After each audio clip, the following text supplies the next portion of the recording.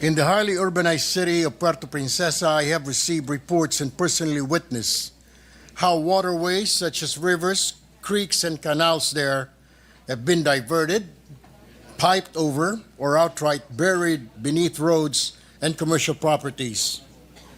The consequences are already visible.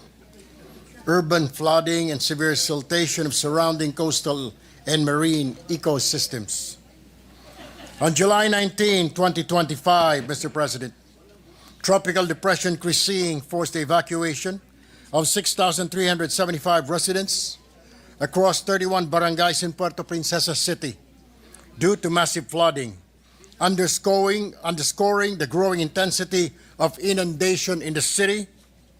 And last February 10, 2025, heavy rainfall from an intertropical convergence zone, shear line and low pressure area submerged 11 barangays of the city to chest or waist deep flooding, paralyzing infrastructure and requiring over 1,000 truck trips to haul floodwaters.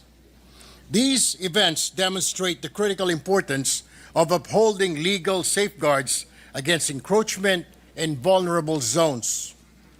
Article 51 of Presidential Decree number 1067, or the Water Code of the Philippines, expressly provides that the banks of rivers and streams and shores of the seas and lakes throughout the entire length and within a zone of 3 meters in urban areas, 20 meters in agricultural areas, and 40 meters in forested areas along their margins are subject to the easement of public use in the interest of recreation, navigation, floatage, fishing, and salvage. No person shall be allowed to stay in this zone longer than what is necessary for recreation, navigation, floatage, fishing, or salvage, or to build structures of any kind.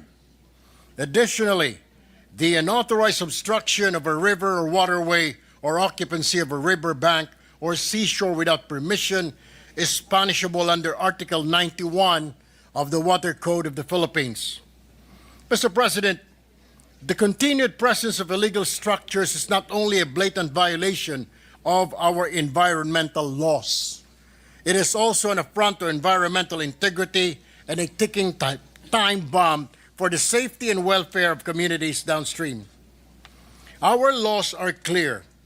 It is the duty of the local government units, the Palawan Council for Sustainable Development, the Department of Public Works and Highways, the Department of Environment and Natural Resources, and the National Water Resource Board to ensure the protection and upkeep of water system, not just for current use, but for future generations.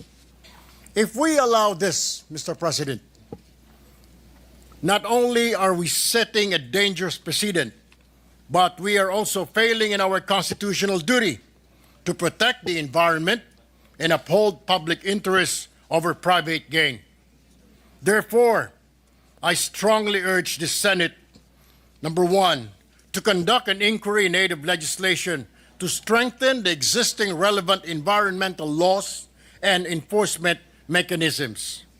Two, direct the PCSD, DNR, DPWH, and DILG to investigate and submit a full report on the unauthorized structures obstructing waterways and natural drainage systems in the region, specifically identifying the persons responsible for building these illegal structures and public officials who are accountable for approving building permits for these illegal structures in the area.